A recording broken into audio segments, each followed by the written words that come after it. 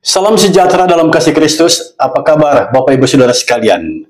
Di saat jemaat sedang berjuang mempertahankan keyakinan imannya dari tekanan-tekanan yang dilakukan oleh Kaisar Nero, penguasa Romawi, datanglah surat yang ditulis oleh Rasul Petrus. Di dalam surat itu, Petrus memberikan motivasi kepada pimpinan jemaat, penatua di beberapa jemaat, agar mereka menggembalakan kawanan domba Allah yang nyaris putus asa ini. Nah, seperti apa kelanjutannya? Mari kita belajar bersama dari surat 1 Petrus pasal 5 ayat 1 sampai ayat yang ke-11. Sebelum kita membaca bagian Alkitab ini, mari kita merendahkan diri di hadapan Tuhan. Kita mohon tuntunan kuasa-Nya. Kita berdoa. Ya Kristus, sumber hikmat, kami ini terbatas adanya. Kami bermohon kepadamu, tuntun kami dengan hikmat-Mu, agar kami mengerti firman-Mu dan beroleh kemampuan untuk melaksanakan kebenaran firman ini di sepanjang perjalanan kehidupan kami. Kami menyambut pewartaan firman saat ini dengan penuh sukacita di dalam nama Tuhan Yesus. Amin. Jemaat yang dikasihi Tuhan, mari kita membuka kitab 1 Petrus pasal 5 ayat 1 sampai ayat yang ke-11. Judulnya, Gembalakanlah Kawanan Domba Allah. Aku menasihatkan para penatua di antara kamu. Aku sebagai teman penatua dan saksi penderitaan Kristus yang juga akan mendapat bagian dalam kemuliaan yang akan dinyatakan kelak. Gembalakanlah kawanan domba Allah yang ada padamu, jangan dengan paksa, tetapi dengan sukarela sesuai dengan kehendak Allah, dan jangan karena mau mencari keuntungan, tetapi dengan pengabdian diri. Janganlah kamu berbuat seolah-olah kamu mau memerintah atas mereka yang dipercayakan kepadamu, tetapi hendaklah kamu menjadi teladan bagi kawanan domba itu. Maka kamu, apabila Gembala Agung datang, kamu akan menerima mahkota kemuliaan yang tidak dapat layu.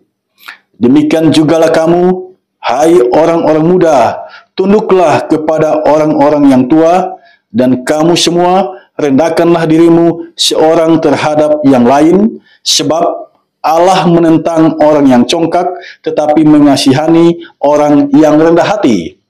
Karena itu rendahkanlah dirimu di bawah tangan Tuhan yang kuat, supaya kamu ditinggikannya pada waktunya. Serahkanlah segala kekhawatiranmu kepadanya, sebab Ia yang memelihara kamu. Sadarlah dan berjaga-jagalah, lawanmu si iblis berjalan keliling sama seperti singa yang mengaum-aum dan mencari orang yang dapat ditelannya. Lawanlah dia dengan iman yang teguh, sebab kamu tahu bahwa semua saudaramu di seluruh dunia menanggung penderitaan yang sama. Dan Allah, sumber segala kasih karunia, yang telah memanggil kamu dalam Kristus kepada kemuliaan yang kekal, akan melengkapi, meneguhkan, menguatkan, dan mengokohkan kamu sesudah kamu menderita seketika lamanya. Ialah yang mempunyai kuasa sampai selama-lamanya. Amin. Bapak Ibu Saudara sekalian, sampai di sini batas pembacaan Alkitab. Salam sejahtera bagi kita semua. Ada seorang yang bernama Nelson Mandela. Dia adalah mantan Presiden Afrika Selatan. Dia berkata, jangan menilai saya dari keberhasilan saya. Nilailah saya dari seberapa sering saya jatuh dan bangkit lagi. Kalimat bijak ini luar biasa saudara sekalian, diucapkan oleh Nelson Mandela, dan ini berangkat dari pengalaman hidupnya. Nelson Mandela punya mimpi bahwa siapapun yang hidup di Afrika Selatan tidak lagi mempersoalkan warna kulit. Mereka bisa hidup berdampingan dan bekerja bersama-sama untuk membangun Afrika Selatan. Nah, tentang pemimpin, Nelson Mandela berkata, seorang pemimpin seperti seorang gembala. Pimpin dari belakang dan biarkan orang lain percaya bahwa mereka ada di depan. Saudara, tema khotbah kali ini, hendaklah gembala menjadi teladan bagi kawanan domba. Tema ini diambil dari bacaan kita saat ini, 1 Petrus pasal 5 pada ayatnya yang ketiga. Kalimat akhir ayat ketiga ini berbunyi, hendaklah kamu menjadi teladan bagi kawanan domba itu. Saudara, gembala diminta di sini menjadi teladan bagi kawanan domba. Posisi seorang gembala pada umumnya berada di belakang domba-domba, seperti yang Nelson Mandela katakan. Dan tugasnya adalah memastikan kawanan domba gembalaannya tetap di depan, mengikuti arahan dan pimpinannya. Saudara, teks 1 Petrus pasal 5, ayat 1 sampai ayat yang ke-11 merupakan nasihat yang disampaikan oleh Rasul Petrus yang dialamatkan kepada para penatua. Perhatikan ayat 1 bacaan kita. Aku menasihatkan para penatua di antara kamu. Jadi nasihat ini dialamatkan kepada para penatua atau pemimpin jemaat di kala itu. Sebab kalau kita memeriksa 1 Petrus pasal 1 pada ayatnya yang pertama, di sini dikatakan dari Petrus, Rasul Yesus Kristus, kepada orang-orang pendatang yang tersebar di Pontius, Galatia, Kapadokia, Asia Kecil, dan Bitinia. Jadi surat 1 Petrus ini tidak dialamatkan kepada satu jemaat, tetapi ada beberapa jemaat di Asia Kecil. Dan jemaat-jemaat ini disebut oleh Petrus orang-orang pendatang. Ini memiliki makna teologis bahwa kehadiran kita di dunia ini sebagai jemaat adalah orang-orang pendatang. Artinya, kita hanya sementara saja hidup di dunia ini. Bila saatnya tiba, kita akan kembali dan hidup bersama dengan Kristus di sorga yang kekal itu. Saudara, ini adalah tulisan Rasul Petrus yang ditulis pada tahun 63 Masehi. Dia memberikan nasihat kepada para penatua atau pimpinan jemaat kala itu, bagaimana seharusnya mereka memimpin jemaat. Hal ini sangat penting di tengah jemaat yang sedang mengalami tekanan dari pemerintah Romawi di bawah penguasa Kaisar Nero kala itu. Nah, dari teks 1 Petrus pasal 5 ayat 1 sampai ayat yang ke-11, kita melihat ada 4 pokok pikiran di sini. Sekali lagi saya katakan, di sini kita melihat ada 4 pokok pikiran di sini. Yang pertama, mari kita lihat ayat 1 sampai ayat yang keempat. Petrus menasihati penatua agar menggembalakan kawanan domba Allah. Ini merupakan gaya bahasa metafora, ya. Penatua diibaratkan gembala domba. Perhatikan ayat yang kedua. Jemaat diibaratkan kawanan domba.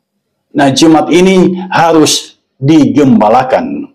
Mengapa Petrus menggunakan analogi gembala dan domba? Ini, saudara sekalian, diangkat dari pengalaman hidup masyarakat di kala itu, yang mana binatang domba adalah binatang yang taat. Dalam kitab Yesaya kita membaca di sana, seperti anak domba yang dibawa ke pembantaian. Anak domba ini hendak dibunuh, mau dibawa ke pembantaian, tetapi anak domba ini taat. Karena itu, simbol untuk jemaat adalah anak domba. Jemaat dianalogikan sebagai domba. Nah, cara menggembalakan umat Allah atau kawanan domba Allah ini diurai oleh Petrus di sini. Dalam ayat yang kedua jelas, jangan dengan paksa tetapi dengan sukarela.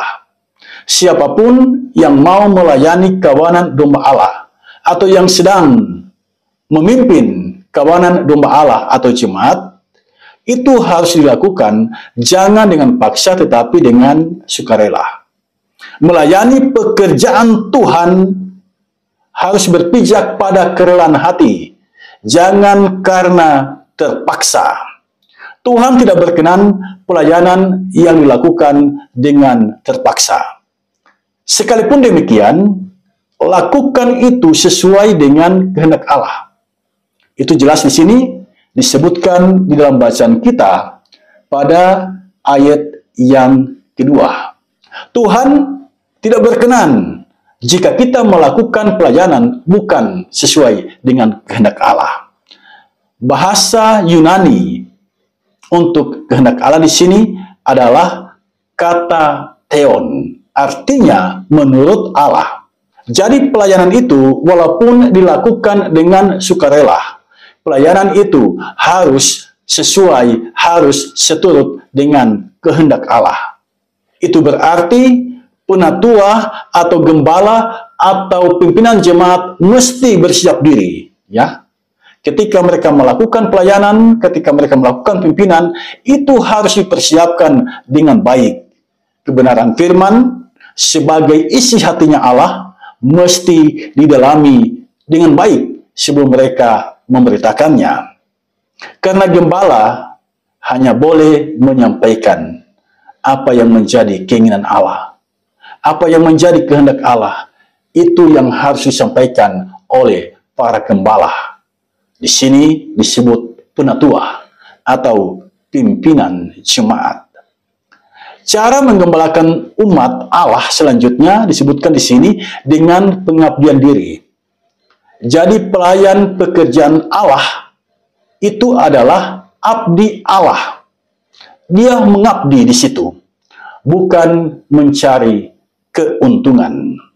Nah, cara terakhir dalam menggembalakan kawanan domba Allah disebut di sini dalam ayat yang ketiga, bukan memerintah, tetapi menjadi teladan bagi mereka. Ini sesuatu yang menarik, saudara sekalian. Biasanya ketika kita menjadi pimpinan, kita lebih suka memerintah karena kita pimpinan. Tetapi di sini kita diingatkan untuk menjalankan tugas kepemimpinan jemaat, bukan memerintah, tetapi menjadikan hidup kita sebagai teladan. Mengapa sampai Rasul Petrus bicara seperti ini? Saudara, ketika dia menulis surat ini di kota Roma, dia sedang berhadapan dengan tekanan yang begitu hebat yang datangnya dari Kaisar Nero yang pada zaman itu menggunakan tangan besi. Dia tidak suka dengan kekristenan. Semua orang dipaksa untuk mengikuti keinginannya. Nah, Kaisar menggunakan tangan besi. Kaisar lebih suka memerintah. Oleh sebab itu, Petrus mengingatkan pimpinan-pimpinan jemaat sebagai gembala, di gereja tidaklah demikian. Di gereja tidak ada yang memerintah. Sebab kepala gereja hanya satu, yaitu Yesus Kristus. Semua mesti tunduk dan ikut keinginan Yesus Kristus. Yang melayani itu abdi. Mengabdi kepada Yesus Kristus. Antar abdi tidak ada perintah. Yang ada adalah komunikasi. Yang ada adalah koordinasi. Harap ini menjadi ingatan kita dan catatan kita bersama bahwa ketika kita melayani di gereja, janganlah bertindak seolah-olah kita memerintah. Tetapi kedepankan komunikasi, kedepankan koordinasi, karena kita semua yang melayani pekerjaan Tuhan adalah abdi Tuhan, adalah hamba Tuhan. Nah, jika semua itu dilakukan dengan sepenuh hati, maka para abdi atau gembala ini mendapat mahkota kemuliaan yang tidak layu. Kata mahkota di sini diterjemahkan dari sebuah kata dalam bahasa Yunani, Stephanon. Artinya mahkota, karangan bunga, kehormatan. Ya, jadi orang yang melaksanakan pelayanan, yang menggembalakan kawanan domba Allah dengan cara yang Allah kehendaki, dia akan mendapatkan mahkota, mendapatkan karangan bunga, mendapatkan kehormatan. Kehormatan akan diberikan oleh Sang Gembala Agung, yaitu Yesus Kristus. Yang kedua, ayat 5 sampai ayat yang ke-7. Di sini Petrus mengajarkan baik gembala maupun kawanan domba Allah, baik penatua maupun jemaat, diajarkan oleh Petrus di sini agar mengenakan kerendahan hati. Ini sangat penting dalam pelayanan. Cara hidup yang rendah hati sangat penting di dalam pelayanan. Orang muda, belajarlah tunduk pada orang tua. Saudara sekalian, kalau kita memperhatikan anak-anak muda sekarang, ya, mereka tidak ada rasa takut lagi pada orang tua. Mereka tidak begitu taat pada orang tua dibandingkan anak-anak muda tempo dulu. Jadi kita sekarang ini sedang mengalami krisis anak muda tunduk pada orang tua. Jauh sebelum itu, di abad pertama Masehi, Rasul Petrus telah mengingatkan anak-anak muda, tunduklah kepada orang-orang yang tua, ya. Harap digarisbawahi di sini, tunduklah kepada orang-orang yang tua. Jadi siapapun yang lebih tua dari kita, itu harus kita hormati. Jadi kata tunduk di sini sesungguhnya mengandung pengertian menaruh hormat kepada orang-orang yang lebih tua dari kita. Dan sesungguhnya bukan cuma orang-orang yang lebih tua dari kita, kepada siapapun kita harus menaruh hormat. Mengapa demikian? Karena Alkitab mencatat Tuhan tidak suka dengan kesombongan. Tuhan tidak suka dengan kecongkakan. Tuhan tidak suka dengan orang-orang yang suka merendahkan orang lain, yang tidak tahu menghormati sesamanya. Hal itu dengan jelas dicatat pada ayat yang kelima. Allah menentang orang yang congkak, tetapi mengasihani orang yang rendah hati. Jika engkau ingin hidupmu dikasihani oleh Allah, jalanilah kehidupan dalam kerendahan hati. Nah, orang yang rendah hati tidak mengandalkan kekuatannya, tetapi dia mengandalkan kekuatan Allah. Dia menyerahkan segala kekhawatirannya kepada Allah. Mengapa?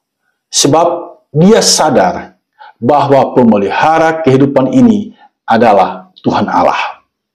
Nasihat ini sangat relevan bagi jemaat yang sedang berada dalam penderitaan, mempertahankan keyakinan imannya di bawah tekanan Kaisar Nero kala itu. Yang ketiga, pokok pikiran yang ketiga, perhatikan ayat 8 sampai ayat yang ke-9. Lawanlah iblis. Lawanlah iblis. Kata iblis di sini diterjemahkan dari sebuah kata dalam bahasa Yunani, diabolos. Nah, diabolos ini ternyata memiliki banyak arti. Yang pertama, penuduh palsu. Yang kedua, iblis. Yang ketiga, pemfitnah. Jadi intinya, iblis itu adalah pembohong. Iblis itu dalam kitab Injil Yohanes disebut raja segala dusta. Nah, gambaran tentang iblis, kalau kita lihat ayat 8 sampai ayat yang ke-9, gambaran itu begitu rinci. Iblis disebut lawan. Kata lawan dalam bahasa Yunani, antidikos, artinya musuh, penentang. Jadi iblis itu musuh kita. Iblis itu penentang kita. Dia menentang orang-orang yang mengikuti kehendak Allah. Iblis itu digambarkan di sini dengan gaya bahasa metafora oleh Petrus, digambarkan seperti singa yang mengaum-aum dan mencari orang yang dapat ditelannya. Jadi iblis digambarkan oleh Petrus seperti singa yang lapar. Seperti singa yang lapar, yang siap menelan orang-orang yang dapat ditelannya. Jadi iblis itu menghancurkan jemaat. Dia punya strategi bagaimana caranya agar jemaat itu hancur. Jadi segala tindakan yang berupaya menghancurkan jemaat itu adalah cara iblis. Nah, lalu bagaimana cara menghadapinya?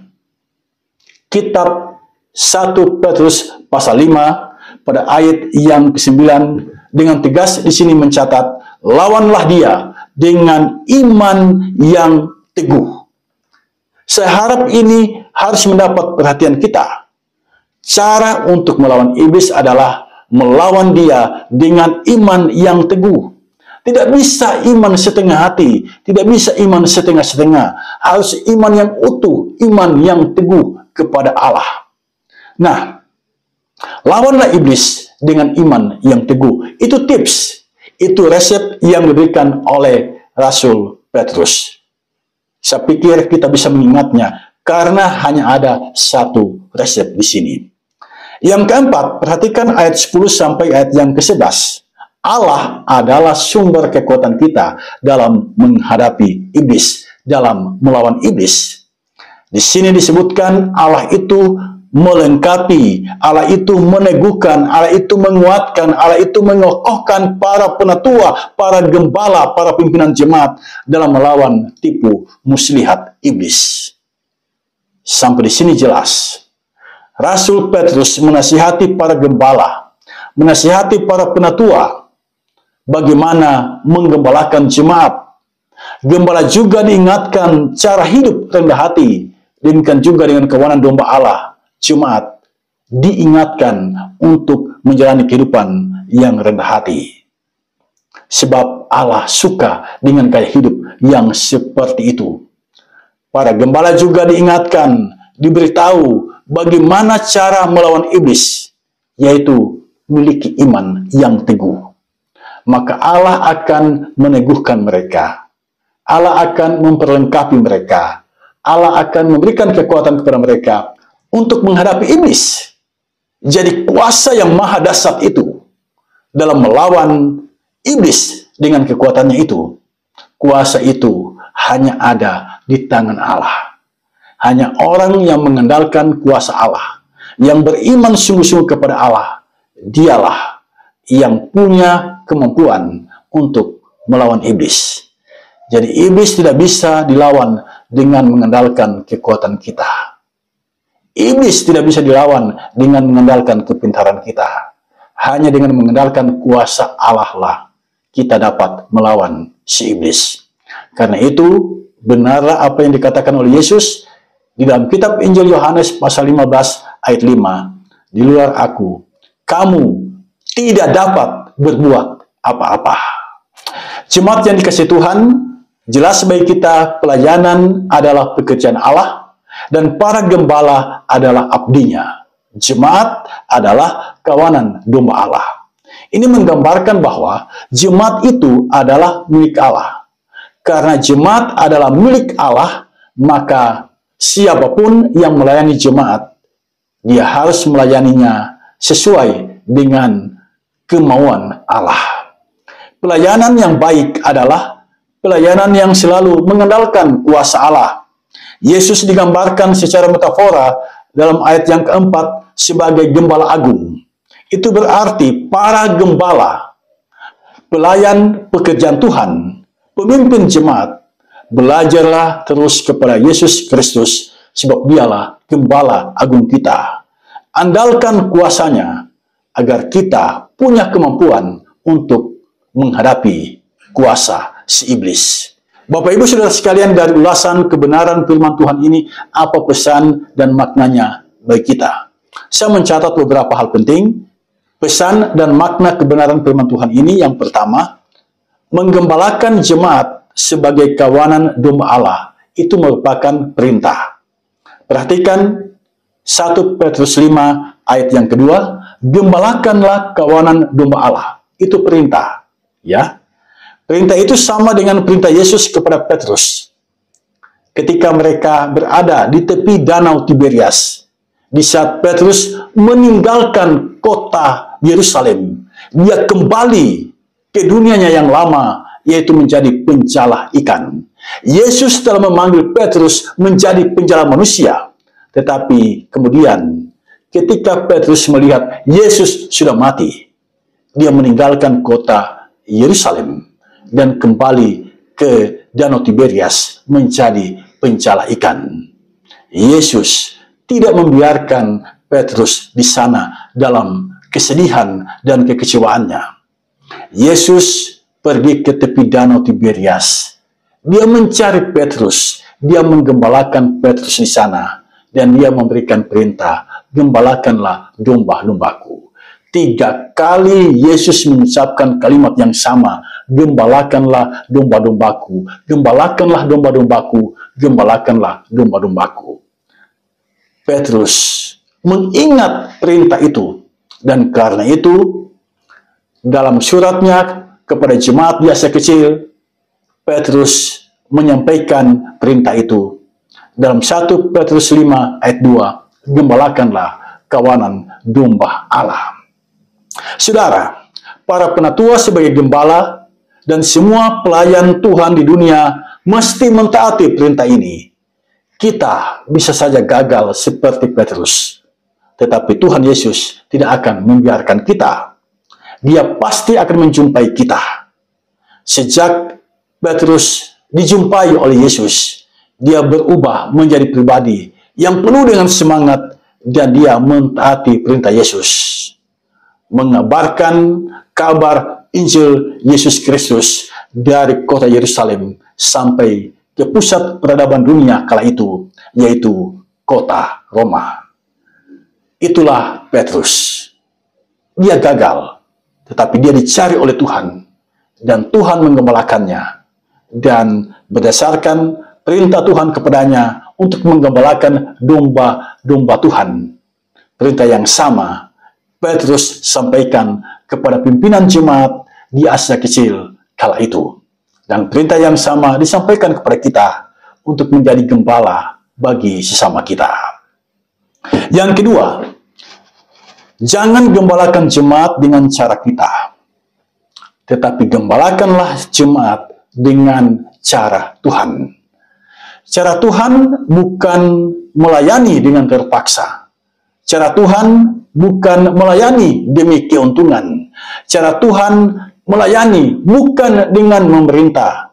Cara Tuhan melayani dengan sukarela, mengabdi, dan memberi teladan. Sejujurnya, jika kita mengevaluasi pelayanan dewasa ini, acap kali kita tergoda menggunakan cara kita.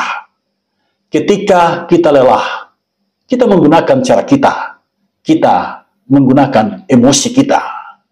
Ketika kita tidak dihargai, kita kadang kala meninggalkan medan pelayanan. Dalam bahasa Manado, maraju. Firman Tuhan saat ini mengingatkan kita, melayanilah dengan cara Tuhan, bukan dengan caramu. Pelayanan yang diberkati adalah pelayanan yang mengikuti cara Tuhan dan bukan mengikuti cara kita, manusia. Yang ketiga, menjalani hidup, hiduplah dengan rendah hati. Orang yang rendah hati disebutkan di sini, dikasihi dan ditinggikan Tuhan Allah. Ada sebuah kalimat bijak bunyinya begini, orang pintar terlalu percaya diri, orang cerdas memilih rendah hati. Kalimat bijak ini mengandung pesan, hiduplah dengan rendah hati daripada terlalu percaya diri. Sebab kadang saking percaya dirinya, kita merendahkan sesama kita. Ada wejangan tua, ilmu padi semakin berisi, semakin merunduk. Jadilah orang dengan hati yang rendah, dengan kehormatan yang tinggi. Jangan pernah merasa mulia dengan merendahkan orang lain. Kemuliaan itu hanya milik orang yang punya kerendahan hati. Yang keempat, kehidupan yang sedang kita jalani ini ada tantangannya. Kehidupan yang sedang kita jalani ini bukan seperti jalan tol, jalan bebas hambatan.